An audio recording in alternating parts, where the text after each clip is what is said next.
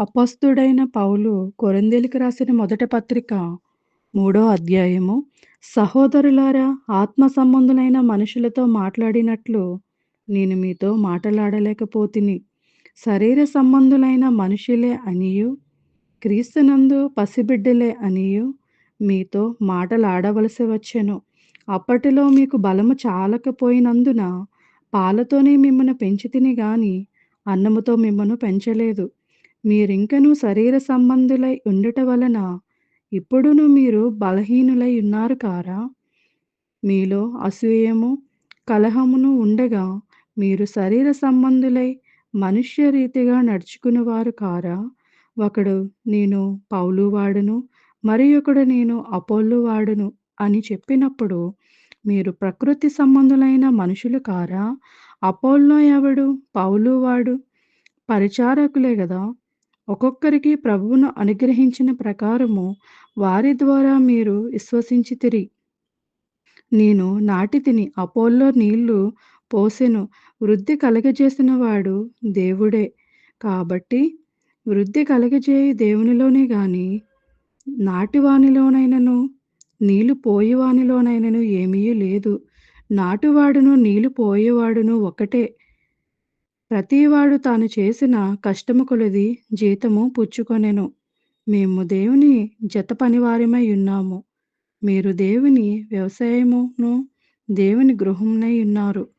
దేవుడు నాకు అనుగ్రహించిన కృప చొప్పున నేను నేర్పిరి అయిన శిల్పాకారుని వలె పునాది వేసి తిని, మరి ఒకడు దాని మీద కట్టుచున్నాడు. ప్రతివాడు దాని మీద ఎలాగ కట్టుచున్నాడో జాగ్రత్తగా చూచుకొనవలెను. వేయబడినది తప్ప మరి ఒక పునాది ఎవడును వేయనేరడు. ఈ పునాది యేసుక్రీస్తే. ఎవడైనను ఈ పునాది మీద బంగారము, వెండి, వెలుగుల రాళ్ళు, కర్రె, గడ్డి, కోయకాళ్ళు మొదలైన వాటితో కట్టిన ఎడల వాని పని కనబడెను. ఆ దినము దానిని తేటపరచెను. అది అగ్ని చేత బయలుపరచబడెను. మరియు వాని పని ఎటిదో దానినే అగ్నియే పరీక్షించెను. పునాది మీద ఒకడు కట్టిన పని నిలిచిన ఎడల వాడు జీతము పుచ్చుకొనెను. ఒకని పని కాల్చివేయబడిన ఎడల వానికి నష్టము కలిగెను. అతడు తన మట్టుకు రక్షింపబడును గాని అగ్నిలో నుండి తప్పించుకున్నట్టు రక్షింపబడను. మీరు దేవుని ఆలయమై ఉన్నారనియు, దేవుని ఆత్మ మీలో నివసించుచున్నదనియు మీరెరుగురా? ఎవడైనను దేవుని ఆలయమును పాడు చేసిన ఎడల దేవుడు వానిని పాడు చేయును. దేవుడు ఆలయము పరిశుద్ధమై ఉన్నది, మీరు ఆ ఆలయమై ఉన్నారు. ఎవడను తన్ను తాను మోసపరుచుకొనకూడదు.